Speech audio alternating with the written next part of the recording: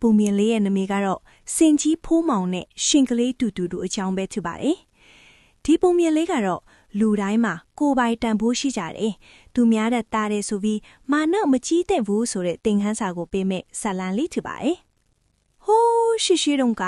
တောနတ်ကြီးတစ်ခုမှာဖိုးမောင်လို့ခေါ်တဲ့စင်ကြီးတစ်ကောင်ရှိတယ်။ဖိုးမောင်ကတောထဲမှာအကောင်အကြီးဆုံးနဲ့အတန်မောင်းဆုံးဆိုတော့သူ့ကိုယ်သူအရန်ကိုဂုံယူတာပေါ့။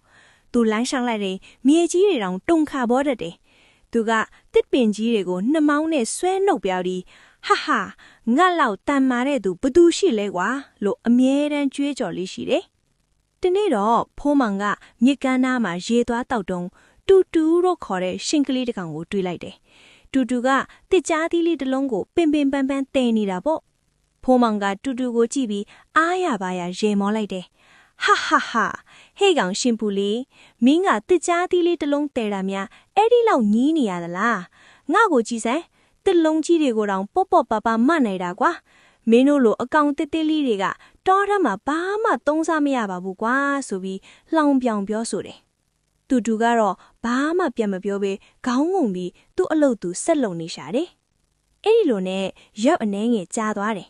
ဒီနေ့မှာတော့မုတ်ဆိုးတတိုက်တောထဲရောက်လာပြီးစင်ဖန်းဖို့ကြို့ကွင်းထောင်ထားကြတယ်ကန်ဆိုးကျင်တော့မာနကြီးတဲ့ဖိုးမောင်ဟာလမ်းလျှောက်လာရင်မုတ်ဆိုးထောင်ထားတဲ့ကြိုးကွင်းတွေကိုခြေတော့ဝင်းမိသွားပါလေရောဝုန်းဆိုပြီးဖိုးမောင်လဲကျသွားတယ်ကြိုးကွင်းကအရန်ခိုင်တော့သူ့ဘလောက်ပဲရုံမပြတ်ဘူးကြိုးကသူ့ခြေတော့ကိုပိုပြီးတင်းချက်လာတယ်ဖိုးမောင်ကြောက်လန့်ပြီးအော်ဟစ်လိုက်တယ်ကဲကြပါအောင်ကျုပ်ကိုမုတ်ဆိုးတွေဖမ်းသွားကြတော့မယ်တောကောင်တွေအားလုံးကမုတ်ဆိုးကိုကြောက်လို့ဘသူမှမလာရဲကြဘူးအဲ့ဒီချိန်မှာတစ်ပင်ဘောကနေရှင်ကလေးတူတူကအဖြစ်ကိုလှမ်းမြင်လိုက်တယ်တူတူကဖိုးမောင်သူ့ကိုလှောင်ခဲ့တာတွေကိုစိတ်ထဲမထားပဲငါဖိုးမောင်ကိုကဲမထစ်မယ်လို့တွေးပြီးတစ်ပင်ဘောကနေချက်ချင်းဆင်းလာတယ်ဖိုးမောင်ကတူတူကိုမြင်တော့မျက်ရည်တွေဝဲပြီးတူတူရဲ့ငါ့ကိုကဲပါအောင်ငါမှားထားပါတယ်လို့တောင်းပန်တယ်တူတူကစိတ်မပူနဲ့ဖိုးမောင်မဲမှာခွန်အားကြီးပေမဲ့ငါကတော့ထက်မြက်တဲ့သွားတွေရှိတယ်လို့ပြောပြီးဖိုးမောင်ခြေတော့ကကြိုးကြီးကိုစပြီးကြိုက်ဖြတ်ပါတော့တယ်ကွတ်နဲ့တူတူရဲ့သွားဆွမ်းရင်ကြောင့်ခဏလေးအတွင်းမှာပဲကြိုးကြီးပြတ်ထွက်သွားတယ်ကြိုးပြတ်သွားတာနဲ့ဖိုးမောင်လည်းဝမ်းသာအားရထလိုက်တယ်မုတ်ဆိုးတွေမလာခင်သူတို့နေအောင်ဘေးကင်းရာကိုပြေးနိုင်ခဲ့ကြတယ်ဘေးကင်းရာရောက်တော့ဖိုးမောင်ကတူတူကိုသူ့နှမောင်းနဲ့အသားအရာပွေ့ချလိုက်တယ်ကျေးဇူးတင်ပါတယ်တငယ်ချင်းဟာမင်းကအကောင်သေးပေမဲ့မင်းရဲ့စွမ်းရည်ကငါအသက်ကိုကယ်ခဲ့တာမှာငါနောက်ဘသူကိုမှအထင်မသေးတော့ပါဘူးလို့ဂတိပေးလိုက်တယ်အဲ့ဒီကစပြီးစင်ကြီးဖိုးမောင်နဲ့ရှင်ကလေးတူတူဟာတောကုတ်ထဲမှာအချစ်ဆုံးတငယ်ချင်းတွေဖြစ်သွားကြပါတော့တဲ့ကဲ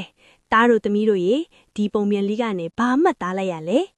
စင်ကြီးဖိုးမောင်ကအကောင်ကြီးပြီးတန်မာပေမဲ့ကျိုးကိုမဖြတ်နိုင်ခဲ့ဘူးဒါပေမဲ့အကောင်တစ်သေးလေးဖြစ်တဲ့ရှင်ကလေးကတော့သူ့ရဲ့သွားလေးတွေနဲ့ကျိုးကိုဖြတ်ပြီးစင်ကြီးကိုကယ်နိုင်ခဲ့တယ်နော်ဒါကြောင့်လူတိုင်းမှာကိုစီအစွမ်းအစတွေရှိကြတယ်ဆိုတာကိုမှတ်သားရမယ်တငယ်ချင်းတယောက်ကစာမတော်ပေမဲ့ပုံဆွဲတော်ခြင်းတော်မယ်နောက်တစ်ယောက်ကအားကစားတော်ခြင်းတော်မယ်ဒါကြောင့်ဘသူကိုမှငါတဲ့ညံ့နဲ့ငါလောက်မတော်ဘူးဆိုပြီးအထင်မသေးရဘူးနော်